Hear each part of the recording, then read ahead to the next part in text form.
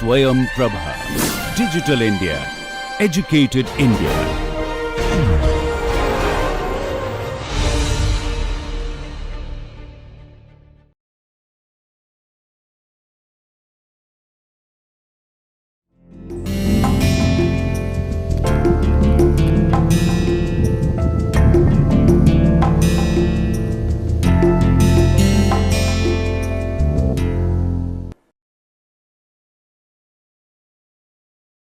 Namaste. We carry forward our discussion on the practical issues in economics and conservation. And in this lecture, we shall have a look at the valuation of natural resources. Now, natural resources are defined as those resources that exist without the action of humans. What this means is that these resources are not man made resources, they exist naturally without the need for human beings, such as the rainforest. Now, these resources can be threatened by human beings through overexploitation or through things such as pollution. But for them to be maintained in a pristine state, no action from the human beings is needed. So, these are the natural resources that exist without the action of humans. And natural resources can be divided into several categories. On the basis of origin, we have biotic resources and abiotic resources. Now, bios means life. So, biotic resources are those that are coming from living matter, such as timber. And we can also include things such as the wild animals under the biotic resources, or things such as the seaweeds or the corals. Now, all of these play a very important role in the maintenance of our planet Earth because they play a very big role in the modulation of the climatic cycles. And these resources that are living resources or derived from living things are known as biotic resources. Abiotic resources are those resources that come from non living matter, such as iron ore. On the basis of the stage of development, natural resources are divided into potential resources, actual resources, the reserve resources, and stock resources. Potential resources are those resources that may be used in the future. Example, oil that has not been drilled. So these resources exist, but we are not using them. But we may use them in the near future or in the far future. So these are potential resources. The resources that exist, but that may be used in the future. Actual resources are those resources that are currently being used. And generally, they are used after surveying, quantification, and qualification, such as timber from the forest. So these are actual resources because we have done in exploration, we have done a quantification and qualification of these resources, and we are actually using those resources. When we talk about oil that is being extracted from an oil well, that is also an actual resource.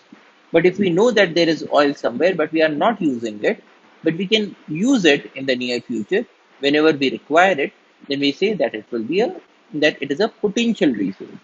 So potential versus actual depends on whether it is currently being used or it may be used in the future. Reserve resources are the part of actual resources that can be developed profitably in the future, such as low concentration ores. So, when we talk about the actual resources, we are actually using those resources. But in the case of iron ore, there will be certain portion of iron ore that will be having a very high concentration of iron. And the current state of technology makes it possible to extract iron out of that iron ore.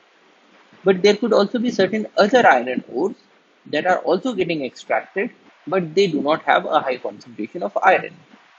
So the current state of technology does not permit us to extract that iron ore in a profitable manner. But in the near future, when the technology develops further, we are going to use it. Now, these resources are actually being extracted. So people, when they are doing the mining, they will be extracting these iron ores and probably dumping it near the mining site itself. So these are known as the reserve resources because they are part of actual resources. We are actually taking them out, but we are not able to extract them profitably or use them profitably using the current technology. And so we call them as reserve resources that can be developed profitably in the future. We still have methods to use these resources, but they are not profitable currently. The fourth category is stock resources. Those resources that have been surveyed, but we lack the technology to use them altogether, such as hydrogen for nuclear fusion. Now we know that in the fusion reactions, as happens in the stars or in our sun, hydrogen is fused together to form helium. Now, because we know that such a reaction exists and we have used this reaction in the thermonuclear weapons, so this is a resource that can also be used for the generation of electricity. If we could control the nuclear fusion, we could use it in the generation of electricity.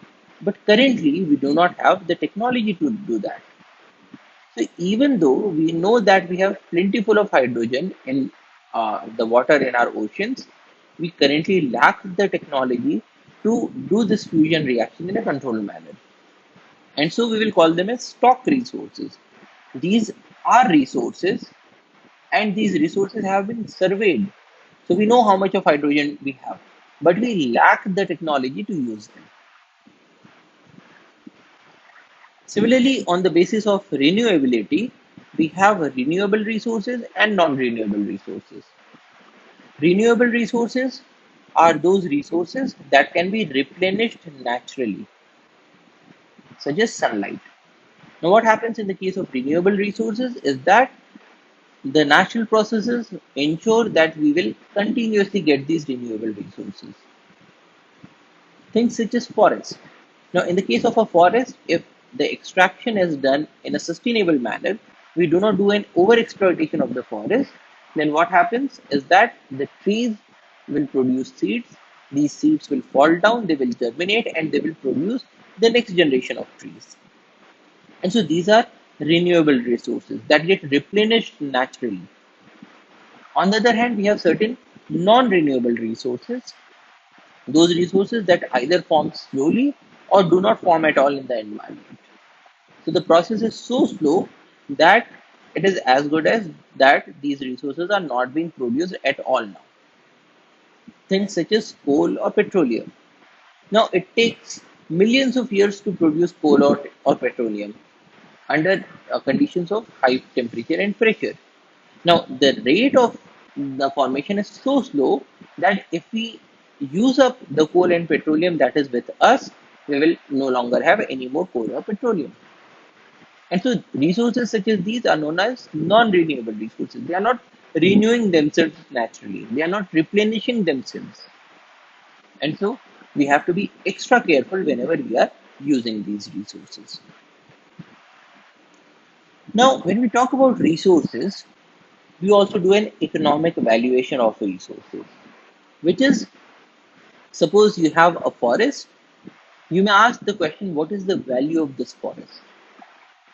When you do an analysis to find out the economic value of the forest, meaning that how much is this forest worth? Is it worth a few lakhs of rupees? Is it worth a few crores of rupees or more? Now, when you do such a valuation, it is known as an economic valuation. You are putting a value to the forest, and this is not a religious value or a social value, but you are putting a rupee value or a dollar value to the resource. So that is an economic valuation of resources. And we do economic valuation of resources primarily for three functions. One is to aid the cost benefit analysis when the natural resource is being diverted. Example, a forest that is being diverted into mining. Now, these sorts of situations arise again and again. We have limited forests, and the land over which the forests are standing, they can also be used for several other purposes, things like mining. or things like making a road, or things like even agriculture or making up of residential areas or industrial areas. Now, whenever we get a proposal like that, we need to do a cost benefit analysis, which means that we ask the question that, okay, if this forest is getting diverted, and suppose we will divert it and form a mine. Now, when that happens, what is the loss that we are incurring? Because once the mine has been developed, we no longer have the forest. Which is what we are saying here is that you have a forest, and the proposal is to divert it into a mine. Now, suppose the forest is worth rupees 50 crores and the mine is worth rupees 30 crores. Now, in such a case, once you have the mine, you no longer have the forest. So, you are giving up a thing that is worth 50 crores to get something that is worth only 30 crores. And so, no rational person would say that we should be diverting such a forest. So, this cost benefit analysis is very important because once we know the value of the forest, now in a number of cases, the people who come up with the proposal to develop the mine, they would have done all sorts of computations about how much is the amount of ore that we are going to extract from it and what is the market value of that ore. They would even come up with things like, okay, how many number of man days of employment are we going to generate with this mine? But they will only be presenting their side of the picture. That is that the mine will develop so many days of employment and it will add so much rupees to the GDP. But then when we look at the forest in itself was also giving a number of advantages to the society. It was giving a large number of uh, things such as the biodiversity benefits. It was controlling pollution.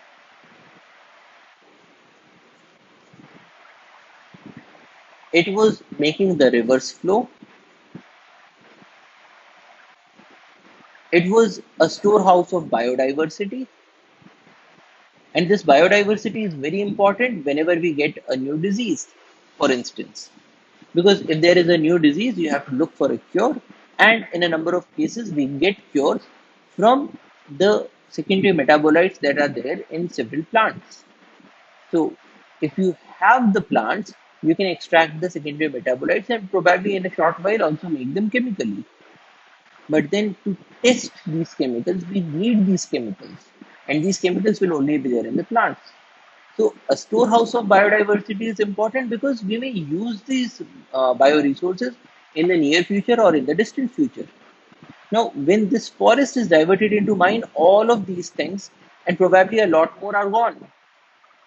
There is no longer a tourism potential in this area because people want to visit forest to watch tigers. Nobody wants to go to a mine and see how the mining is done. So the tourism potential of a forest is a very large. Probably this tourism potential was also providing employment. Probably it was a potential resource, if not an actual resource, which means that if the forests are beautiful, if they have wild animals like tigers, then these are potential resources. Maybe we could have developed them into a tiger reserve. But once you take this decision to convert them into a mine, then you no longer have the forest. And once you do not have the forest, it is not no longer an actual or a potential resource from the forest point of view. So we need to make these computations about what is the worth of the forest and what is the worth of this mine. And only then will we be able to make a correct decision. So economic valuation is important to aid the cost benefit analysis when the natural resource is being diverted, example a forest being diverted into mining. It is also important to provide evidence to aid the habitat conservation policies by highlighting the economic value that is associated with conservation. Example, watershed benefits. Now, the thing here is that the forests are very important to ensure that the rivers flow. Now, what happens in the case of forest is that suppose you have mountains and there is a river that is flowing. Now, when it is the rainy season, when it rains, now in our country we have the rains only in very few number of months in a year. In most parts of our country, we get rains only in the monsoon season. In certain areas, we also have winter rains. But that is all. In most of the cases, we will not have a rain, say, in the month of March or in the month of April. Now, what happens is whenever you have the rainfall, the water that is falling down, if there are no trees, then this water will just flow over the surface of these hills, reach into the river, and whenever it is raining, then we will have a huge amount of water in the rivers, which means that we will be having a flood-like situation. And when it is not raining, then there is no water that is getting into the rivers, and so we will have a situation of drought. Now, in such a scenario, when you have consistent floods and droughts, then that river is not very useful for human beings because we are not assured whether these rivers will be flowing or not. Now, what happens with the case of trees is that when you have trees on these mountains,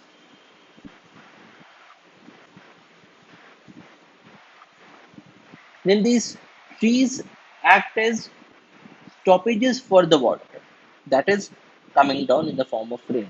So, the rain droplet that falls on the tree canopy, it will be stored in the tree canopy for some period of time. And then slowly and steadily it will come down. That is, when you stand beneath a tree after it has rained, after the rain has stopped, then too you will find that some amount of water is coming down, trickling down. Now, that was the water that was intercepted by the leaves and was stored in the canopy itself. Then slowly and steadily, what happens is that this water makes its way through the surface of the trunk. So this is known as a stem flow. So this is a stem flow, which means that if you stand beneath a tree after it has rained and if you touch the stem of the tree, you will find that it is wet because all that water that was collecting in the canopy, it is now slowly trickling through the stem of the tree and then it is reaching to the ground. Now, once this water reaches to the ground surface, that is the earth surface, now what does it find? It finds the roots. So, what is happening here is that you have this tree, and this tree will also be having roots. And suppose this is the ground level. So, what is happening is that first of all, the water was intercepted by the canopy, so it was stored in the leaves, that is on the surface of the leaves. Then slowly it starts to trickle down through the surface of the stem in the process of stem flow, and then it reaches into the ground because the roots have already made a hole in the ground. And when this water has entered into the earth, what happens now is that this water, suppose, so we have this water here. Now, this water will slowly move inside earth and then it will come out at some point. Similarly, the water that was falling on this tree, it makes way and then it comes out at some point. So it is moving inside the earth. Now, what happens is that water takes time to move from point A to point B. When it was just falling on the surface of the earth and when it was flowing on top of the surface, then it was moving very fast. But once it is inside the ground, then it has to negotiate its way between different soil particles. So its speed slows down.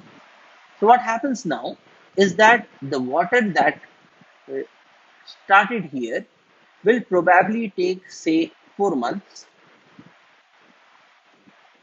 to reach this point. The water that started here will probably take, say, 3 months. The water that started here will probably say take 1 month. And so, in the water that started here will probably take a very long period. Let us say that it takes 7 months.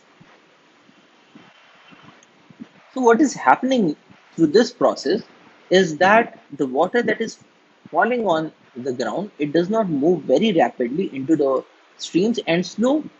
In this process, the streams are not getting into a flood-like situation because this water is now being retained by the canopies, the water is being retained by the soil. And these hills now act as sponges because all of this water is now inside these hills. And so they act as a sponge. Now, in the case of a sponge, the water is retained inside the sponge and then it slowly moves out, which is what we are observing here. And in this process, the floods are avoided because all the water does not reach into the stream at the same point of time. But even more important is that because different waters take different time periods, 7 months, 1 month, 2 months, and so on. So at all points of time, there is some water that is entering into the rivers, which means that even after the rainy season has ended, even when we are not having any more rains, we will find that there is certain water that is entering into these streams through the ground. So this is known as a ground flow water. And once that happens, it would ensure that even in the dry seasons, the stream will have some amount of water, which means that water is now available for the drinking of humans, for drinking by animals, for irrigation purposes, for navigation purposes, and so on. Now, these kinds of benefits are known as watershed benefits. So, in the case of watershed benefit, we include things like the avoidance of flood and also maintaining the streams in a perennial state. That is, all throughout the year, the streams will be having water. Now, these kinds of benefits are because we have the forest there, and so we need to do a habitat conservation. Now, habitat conservation is being done by the government, it is being done by different societies, and a number of societies do this because of a religious purpose or because of a social purpose. But once we do a cost computation, once we figure out that, okay, if we did not have these hills, if we did not have these forests, in that case, we would have an excess of water that will come in the rainy season. Now, that excess would have caused floods, and to avoid the floods, we would have to construct a dam. What is the cost of that dam? Similarly, when you have the hills and the forest, the rivers are flowing throughout the year. Now, if we did not have that, the dam would have to release the water in a consistent manner. Now, how many dams would you require so that everybody gets water? What is the cost of that? Once we do these cost computations, then these cost computations aid in the conservation policies. They provide support to the conservation policies. So this is another importance of doing economic valuation. It provides evidence to aid the habitat conservation policies by highlighting the economic value associated with conservation. So even if we did not have this economic valuation, we would still have been doing the conservation. But with the economic valuation, it gets a huge amount of force. And to evaluate the economic compensation legally required for damage to natural resource through the polluter's pay principle. Example, an oil spill. Now, if there is an oil spill in an area and the habitat is destroyed, then in the legal process, you need to ask the person who spilled this oil, the polluter, to pay for the damages. Now, how will you ask this person how much to pay if you yourself do not know the value of your resource? Probably your forest was worth 50 crores of rupees, and the polluter is saying that, okay, sir, I will pay you 5 lakhs of rupees. Now, will you agree or not? Now, how do you figure out what is a good amount of compensation? The compensation should be such that it should be sufficient to bring your forest back into the original state. Only then will it be a compensation, because a compensation is being done so that the society, when it has lost its resource, it is able to recuperate the losses and have the same resource back. Only then we will call it a compensation. But if you do not know the value of the resource, how will you ask for a compensation? What is the amount of compensation that will be? So this is another reason why we do the economic valuation. Now, in economic valuation, the total economic value of a natural resource is given as the sum of its use value and the non-use value. So total economic value is use value plus non-use value. So what is a use value? Use value is a value that is arising out of the use of a resource. So when you are using the resource, then the value that you are generating because you are using the resource is known as the use value. But then even when you are not using a resource, even then the resource has certain values. Because we have seen that there are certain resources that are potential resources. Now, in that case, you are not using the resource currently. They are not actual resources. So you may use them in the future. And when we talk about those values, we say that those are non-use values. Values arising even though the resource is not being used. So the total economic value is use value that is arising from the use of resources, and the non-use value which is arising even though the resources not being used. And the use value is comprised of the direct value, the indirect value, and the option value. So these are the three categories of the use value. So use value is direct value plus indirect value plus option value. So what are these three?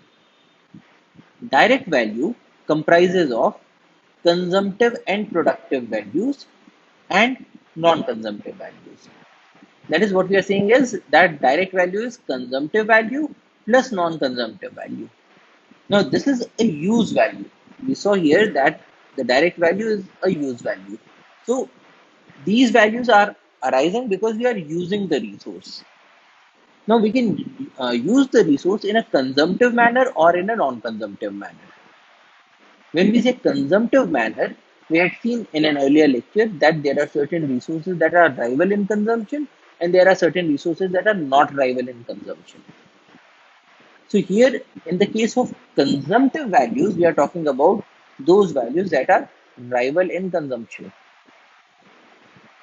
And when we talk about the non-consumptive values, they are non-rival in consumption. So what are the consumptive values? How do you use a forest in a way that you are consuming the forest? Things like timber or firewood. Now, timber and firewood are consumptive values because if I consume the timber, that is, I extract the timber out of the forest, then less amount of timber is available for you to extract or for anybody else to extract. So the total amount is limited, and the more any person takes out, the less is available for anybody else. So these are consumptive values. People are consuming the resources. Consumptive values are timber, firewood, medicines or medicinal plants, grazing, because even in the case of grazing, the forests have a fixed capacity to accommodate the animals. So if I bring in more animals, then for a sustainable use, you can bring in less number of animals. Because if I also bring more animals, you also bring more animals, in that case, the resource will be gone. And so when we talk about grazing, it is also consumptive use because we are consuming the resources in such a manner that if I use more, then less is available for you to use. Non-timber forest produce or NTFP. Now, non-timber forest produce includes things like fuel wood or fodder or fiber or fruits that we are getting out of the forest. So when we say that we are collecting things such as mahua from the forest or we are collecting honey from the forest, so these things are non-timber forest produce. So NTFP is This is non-timber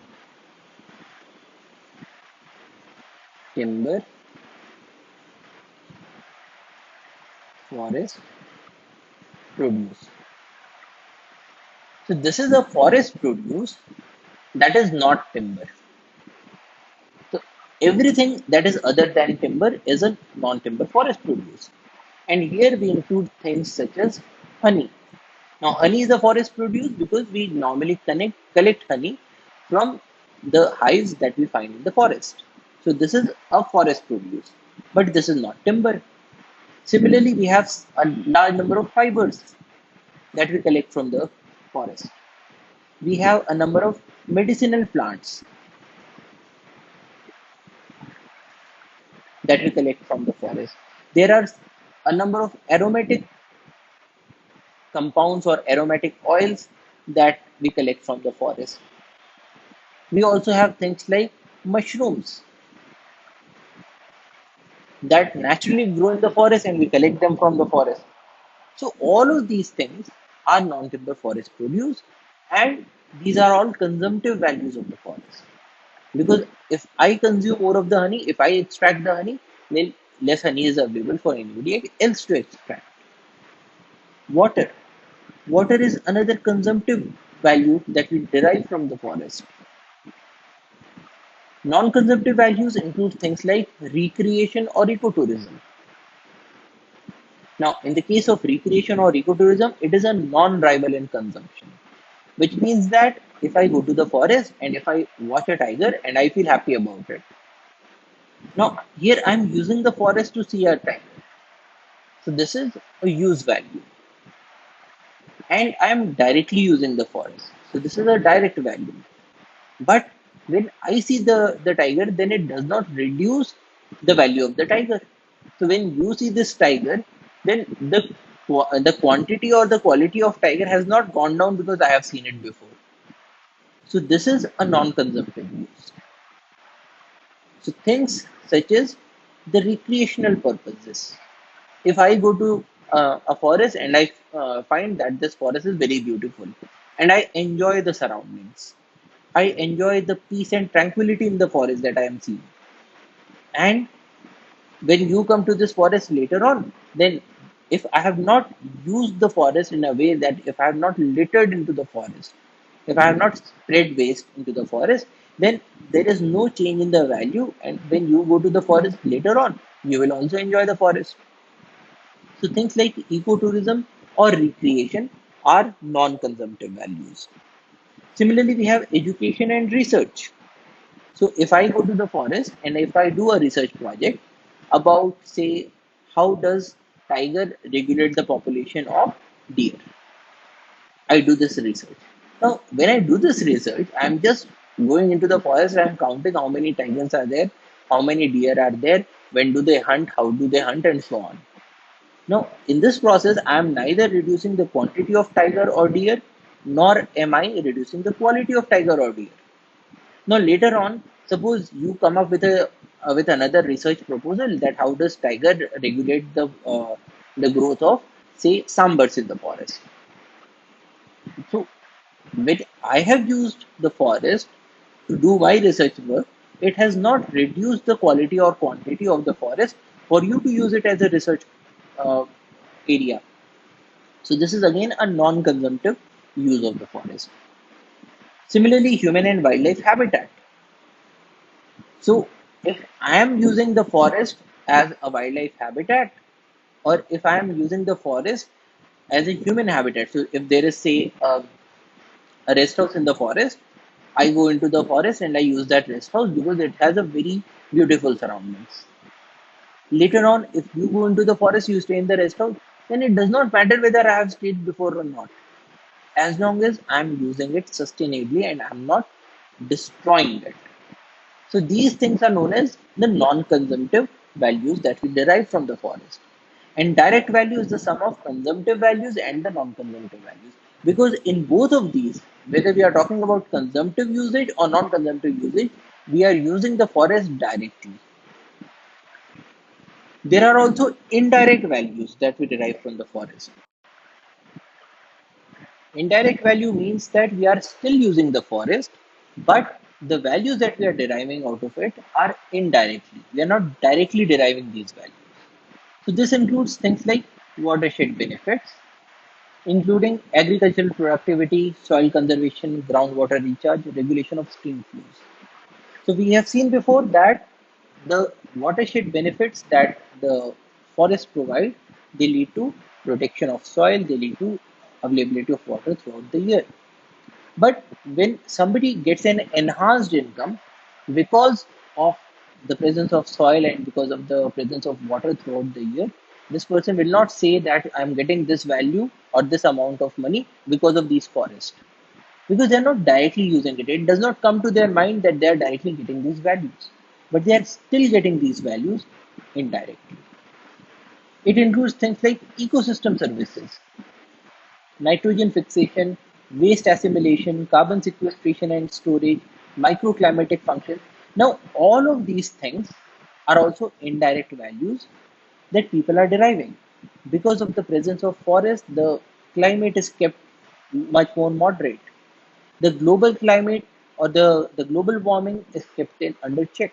Now, the benefits of these things will be derived by everybody, but they will not say that, oh, this year I did not get a drought situation because of this forest.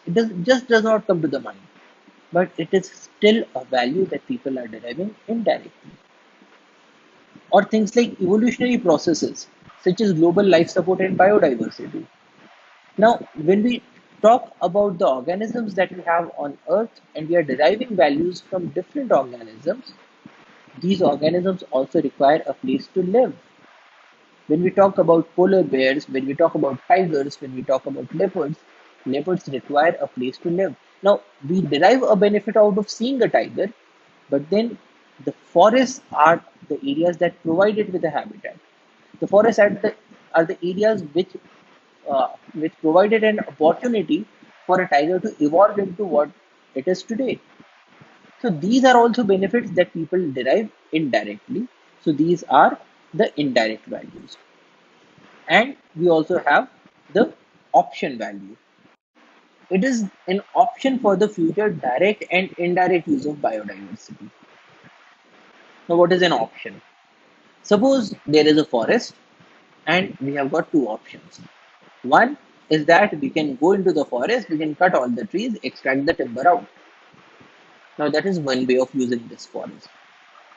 But you may also say that no, this forest has certain biodiversity and I might use it in the future. So I'm not currently using it, but I might use it in the future. So let us keep it as a forest. Now, this value that you derive for a future use is an option value. You can make a correlation by saying that suppose there is a house and you want to purchase this house. Now, you can buy this house for say rupees 60 lakhs. But there is also another house that you think that okay, this is also a good house, I might purchase this house again. So you are not sure whether you will buy this house, and suppose this house is worth 65 lakhs and this house is 60 lakhs. Now you are not certain which house to buy. Probably you will ask a few of your friends, you will ask a few of your family members, you will do a bit more research, you will do a bit more amount of field visit to make up your mind which house to buy. But then when you are in this process, the uh, the seller of the house might say that okay sir, you are taking so much amount of time, so let me sell this house to somebody else because there are so many people who want to buy this house. Now the thing is you have not decided which house to buy, but you are sure that you are going to buy a house. So what you can do is you can tell to these sellers that okay, I want you to keep this house for me for say the next 2 months. So by the end of these 2 months, I will make up my mind. So can you please keep this house and not sell it to anybody? The seller would say, sir, why should I do that? Because as soon as I get a buyer, I'll sell this house. So you tell to these sellers that, okay, I'm going to pay you 20,000 rupees, and I'm paying you to these 20,000 rupees so that you do not sell these houses in the next 2 months. That is what you are doing, is that you are paying rupees 20,000 for this house, and you are paying rupees 20,000 for this house, just to keep it like that for the next 2 months till you are able to make up your mind. Now, this amount that you have paid, 20,000 here and 20,000 there, is an amount so that you retain your option. So you are paying this amount so that these houses are not sold before you make up your mind, and you retain an option on both the houses. This is an option value. Similarly, when we say that there is a forest and we are not extracting this forest, we are not taking out all the wood, because we might use it in the future. Now, we do not know when we are going to use it or whether we are going to use it, but we still want to maintain an option on the forest. That later on, should we decide that we are going to use this forest for, say, getting a particular drug, then this forest should remain. Now, this is a value that we derive from the forest just by keeping it as such. So this kind of a value that we derive is an option value, an option for the future direct and indirect use of biodiversity. So these are the three different use values: direct values, indirect values, and option values. Similarly, we have the non-use values, value that is arising even though the resource is not being used. And here we have existence value, altruistic value, and bequest value. So these are three non-use values. So what are these? The first is existence value. This is the value deriving from the knowledge that the resources continue to exist. What we are saying here is that we know that there are polar bears, and a lot of us would have seen polar bears probably on the television. Now, suppose one day you get to know that all the polar bears have become extinct. How will you feel about that? Probably a lot of us will feel very bad that the polar bears are now extinct. But now, if you think about it, you are not using a polar bear. You are not using a thing like the pandas. You are not using the whales that are there in the ocean. But even then, if these animals become extinct, you will feel bad that you now no longer have these animals on the planet. Now you have lost the chance to ever watch these animals, or your children and your grandchildren have lost the chance to ever see these animals. Now, when we say that we feel bad, the other thing is that when the resources continue to exist, we do not feel that bad, or we feel good. So we feel good that yes, on this planet we still have polar bears. Even though we are not going to the Arctic regions and watching the polar bears, but still we feel good that yes, we have this resource. Probably someday we might go and watch these polar bears. Probably we will never go and watch these polar bears. But still we feel good that yes, the polar bears continue to exist. Now, when we talk about these values, these are the existence values. This is a value that we derive from the knowledge that the resources continue to exist. So if there is a forest and you get to know that the forest is burnt, that is, every year we get to know that there are huge forest fires and so many millions of uh, acres of forest are getting burnt. Now, whenever we see such a news, we feel bad.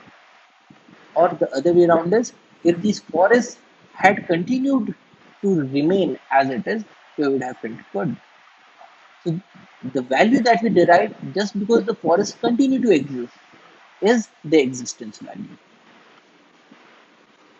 So this is a non-use value because we are not using this resource. Another is altruistic value, the value derived from the knowledge of use of resources by others in the current generation.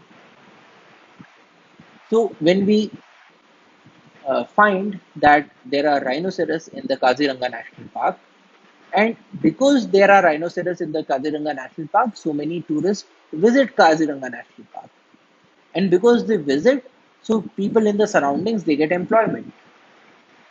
Now, who are these people? These are our own country people. They are our own brothers and sisters. They are the citizens of the same country. Now, these people are there in the same generation as we are. And we feel good that, okay, because of the rhinoceros, there are certain people in our country who are getting an employment. So we feel good that, yes, even though I am not getting a value out of these rhinoceros directly because the tourist is not paying me, but at least there is somebody in my country who is getting an employment because of the rhinoceros. Now, this value that we derive because we are getting the knowledge of the use of resources by others in the current generation. Now, in this case, we are not talking about our children, we are not talking about our grandchildren. We are saying that yes, today there is somebody in our country who is getting an employment because of rhinoceros.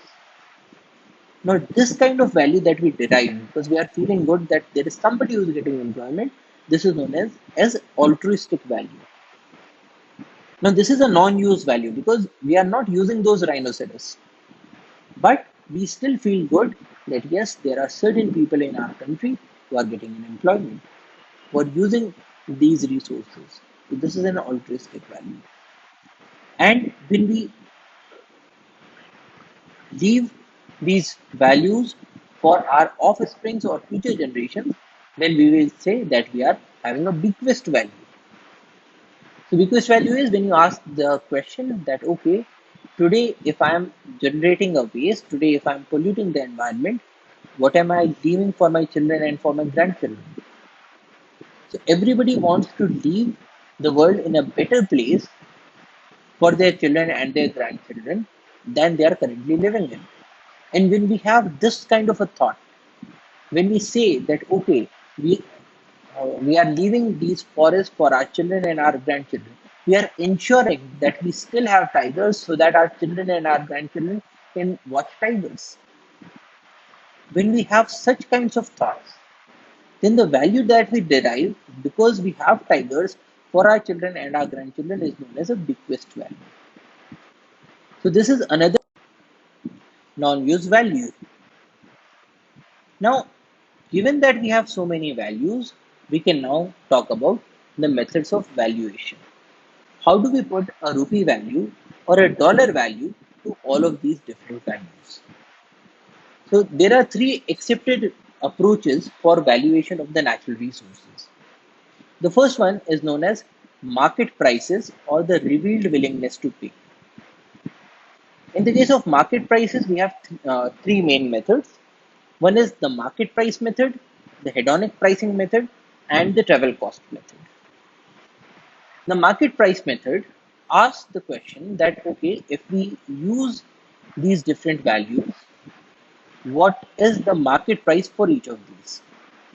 That is, when we talk about the market price method, for a forest, we will say that this forest has timber. Now, if we extract all of this timber, what is the amount of money that we will get by selling this timber? So let us say that the amount that we'll get is 30 crores of rupees. This forest also has water. Now, if we extract all of this water and we try to sell it off, what is the amount that we will get? Suppose we will get 10 crores of rupees. In this forest, we have a number of animals, such as fishes. Now, if we extract all the fishes, what is the total value that we will get when we sell it in the market? Suppose we can sell it off for 25 crores. And similarly, we can make a list of all the other goods that we are getting from the forest.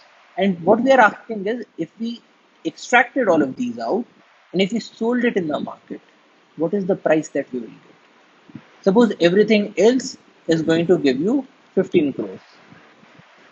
Then the market price method would say that the total value of the forest in crores is 25 plus 15 is 40, 50, 60, 70, 80. So this forest is worth 80 crores of rupees. This is the market price method. You make a list of what all things are there in the forest, find out their current market prices, add them together. So that is the market price method. Another is hedonic pricing method. Hedonism is the value of feeling good, the feel good factor. Now the thing is, suppose there is a tower and this tower has different flats, and on one side of the tower you have a forest,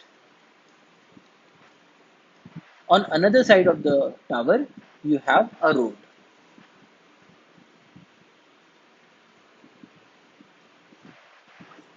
So here you have a road. And on this road, there are vehicles that are flying, and there is a huge amount of noise that we get, and it does not look good. But if you look at the forest, it looks good. It's a beautiful forest. Now, when that happens, and when the flats are put up for sale, the and suppose you have these two flats, A and B. Now, the person who gets the flat A will get to see the road, and a person who buys the flat B will get to see a forest. And typically, what we observe is that the flat B is sold at a premium because it gives a very good view. So, it is very similar to having a sea facing view. So, sea facing plots or flats they cost much more than a non sea facing flat. And similarly, here a forest facing flat will cost much more than a non forest facing flat. Now, the hedonic pricing method asks this question that people are paying this premium because they are deriving a benefit in the form of happiness in seeing this beautiful forest.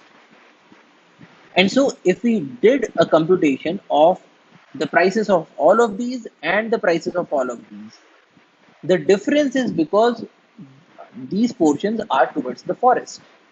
So the difference in prices between both of these will give us a certain amount of value that is coming from these forests. So that is the hedonic pricing method. Another is travel cost method.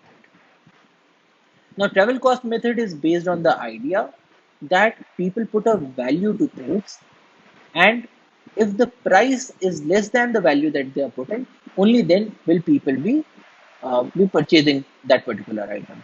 That is, if I put a value to this pen of 50 rupees, and if I am getting it for 30 rupees, I'll buy this pen. But if I'm getting this pen for 100 rupees, I will probably not buy this pen. So the amount that I'm paying can give a very good idea about the minimum value that I'm putting to this thing. That is, if I am paying 30 rupees for this pen, then that would mean that the value is greater than or equal to 30 rupees. Only then I am paying for it. So when we talk about the travel cost method, it asks the question that if there is a forest, let us say there is the Kana Tiger Reserve, and people are coming to Kana Tiger Reserve from different areas.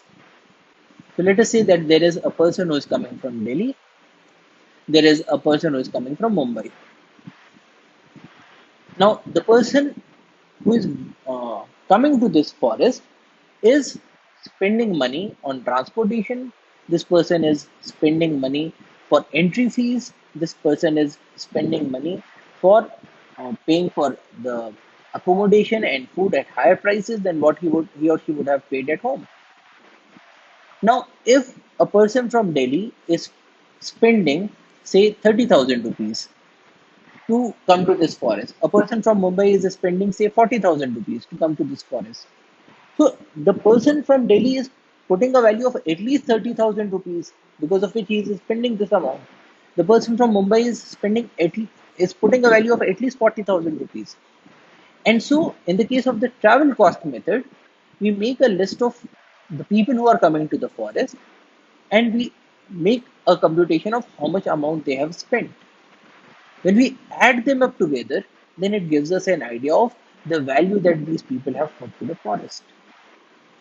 So that is the travel cost method.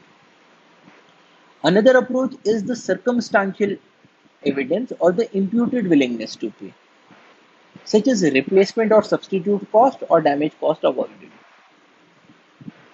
Now, in this case, what we are asking is, suppose there is a sea and we have a mangrove forest near the shore. Now, if there is a tsunami,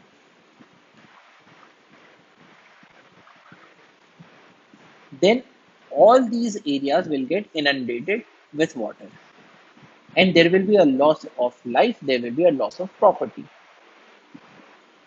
Now, when we talk about the damage avoided, we are asking the question that if our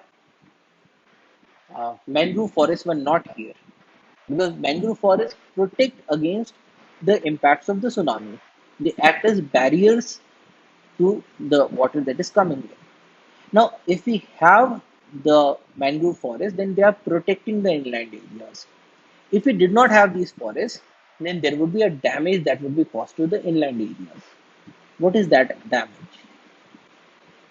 And when we do a computation of what would be the damage caused if we did not have this natural resource, and we put that value to this forest, that this forest is giving us a protection that is worth 1000 crores of rupees, then that is a damage cost avoided method of valuation. On the other hand, we could ask another question, that if in place of having this forest, if we removed all the trees and if we constructed a wall along the shore, now this wall would also protect us against the tsunami. But the construction of this wall will cost us money. So, what is the cost of construction? What is the cost of maintenance? So, that is the cost that we would have to spend to have the same level of protection if the mangrove forest was not there. When we ask that question, we are asking about the replacement or the substitute cost.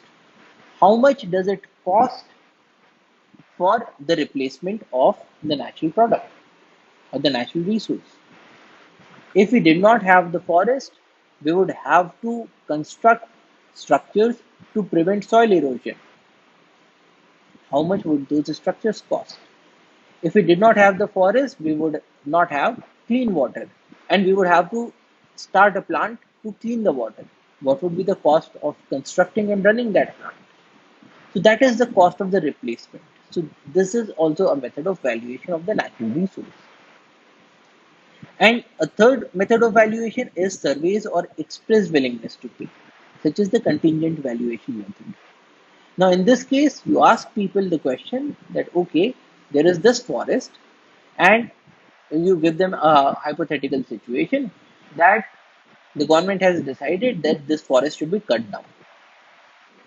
But if the government is cutting down this forest to sell off this land, but if we pay to the government in the form of a tax, then probably the government will not cut down these forests.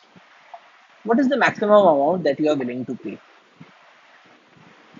Now, the people who are deriving value from the forest will put up certain amount. Okay, I am ready to pay 20 rupees, or I am ready to pay 1000 rupees, or I am ready to pay 10,000 rupees. So, depending on the amount of value that they are putting to the forest, they will come up with certain figure. Now, this is a completely hypothetical situation, but we are getting an indication of the amount of value that people are putting into the forest by the amount of money that they are expressing that they will be willing to pay for the continued existence of the forest. So, that is known as a contingent valuation method through surveys or express willingness to pay. Now, different methods of valuation are used for different areas, and we can choose between these different methods depending on the situation that we are addressing. So, in this lecture, we had a look at the total economic value. Total economic value is use value plus non use value. Use value is direct value plus indirect value plus option value. Non use value is existence plus altruistic plus bequest value.